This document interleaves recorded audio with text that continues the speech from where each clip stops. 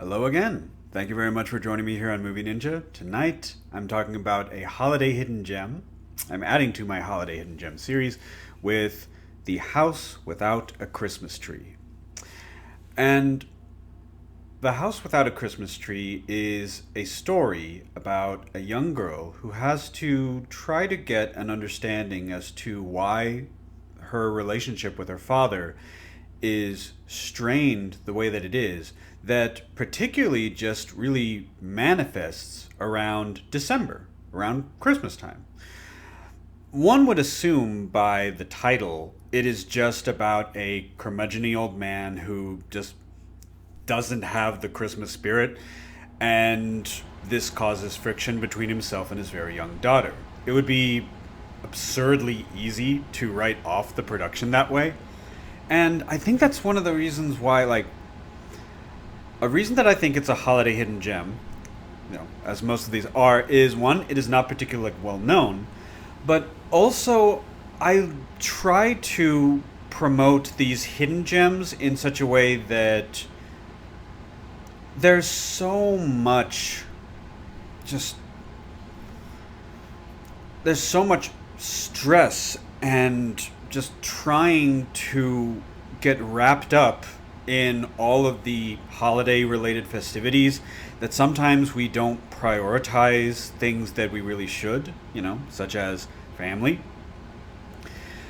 And this holiday hidden gem prioritizes relational understanding and family at the core of what it is. Now, this stars James Robard and Lisa Lucas as Jay Mills and his daughter Addie Mills. This is in 1946 in Nebraska, and Addie, she lives in a three-generational household. She lives with her paternal grandmother, she lives with their father, and, they have their own little family unit. Addie is a little bit worried that her father doesn't really show any type of traditional love or even just passing affection for her. On the surface, it might be because, he the stereotype is that, okay, men only want sons, if they have children.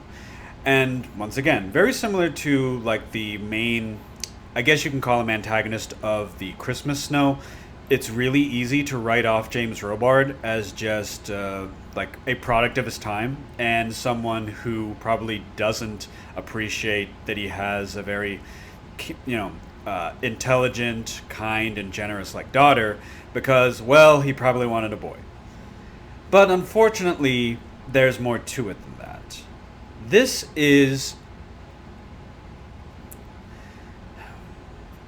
It's one of my favorite, human holiday, themed films to watch.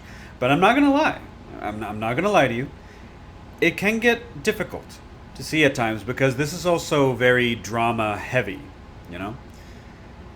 It would be so easy to just have, this is the house without a Christmas tree, and the daughter convinces her father to really just get involved in the typical spirit of, Christmas related stuff.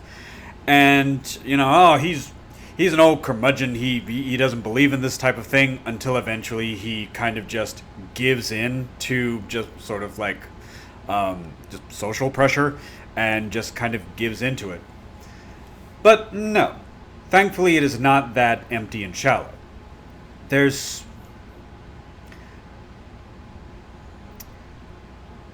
Addie lives with her grandmother and father. Her father is a widower. Unfortunately, his wife passed around December. And his relationship with his daughter has been strained. Up until, I believe, in the production they mentioned that she's around 8 years old. Anywhere from 8 to 10, I would say, is it's a safe estimate for her age. And she just worries by herself that her father just doesn't love her. Her grandmother tries to give her assurances that, he in fact does. It's just hard for him to show any type of affection to anyone. She even says when he was a young boy, he was very serious minded and he was very proud. And Addie, she wants to give her father the benefit of the doubt, but there's just something about just how hard their relationship is that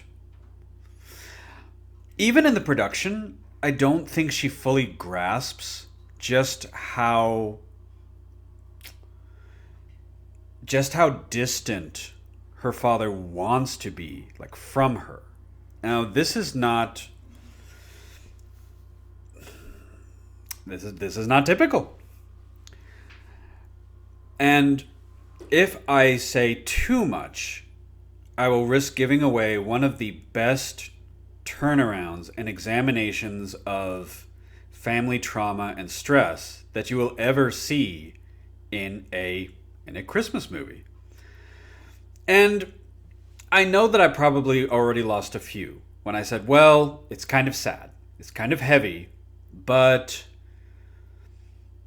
it also has one of the happiest endings to a Christmas film that I've ever seen. So, I mean, even though it might be a little bit difficult to get into and to push forward, And when I say push forward, this was a made-for-TV film, but it doesn't feel like a made-for-TV movie. When we say made-for-TV, nowadays, sometimes it is equated with sort of lower quality or poor writing. But this doesn't have that feel to it. This really places the focus where it needs to be on the humanity of its main cast. And as I mentioned, it's hard to get through. It's not boring. And it's not hard to get through in the usual way that I mention about certain productions. I usually warn against being boring. As I've said many times, you can do a lot of things, but you cannot be boring, especially if you're trying to convey a message to your audience. There's no concrete message to this, however, and yet the resolution of how things just clear up at the very end of the film, and even that, I'm giving away too much. But I will have to leave it at that. I will say it's a complex examination of trauma and the strain that trauma can place on family relationships. And all of this centers around the objection of the dad to have a Christmas tree in the house. It's the house without a Christmas tree because he personally just embargoes anything. He blockades. He's the man of the house, and he, like, oh, there will be no Christmas in this house. I say that slightly melodramatically, but yeah, like, it's considered just an unwritten rule that even though they do participate in community baking and the daughters in a Christmas play, like, they do participate in other ways, the grandmother and the daughter, but the father will have absolutely no involvement with anything holiday related because it's connected to some significant wounds for him. And these wounds have festered in such a way that they've made his relationship with his daughter very, very difficult. So, if you're willing to watch a very, a very deep Christmas time drama, I would say, please do yourself a favor and watch The House Without a Christmas Tree. Even though it might be difficult to watch at times, as I said, and even as I repeat myself, it can be very difficult to see, but it has one of the best endings I've seen for one of these types of films. So, The House Without a Christmas Tree is one of my holiday hidden gems, for this season. There's still time, to fit a little extra holiday viewing into your schedule. That being said, thank you very much for joining me here on Movie Ninja for my holiday hidden gem recommendation, The House Without a Christmas Tree. Have you all seen this film? If you have, please let me know in the comments section. What did you like about it? What was the most difficult scene to watch for this? Thanks again for watching me here on Movie Ninja, and Merry Christmas, and I hope you have a great rest of your day.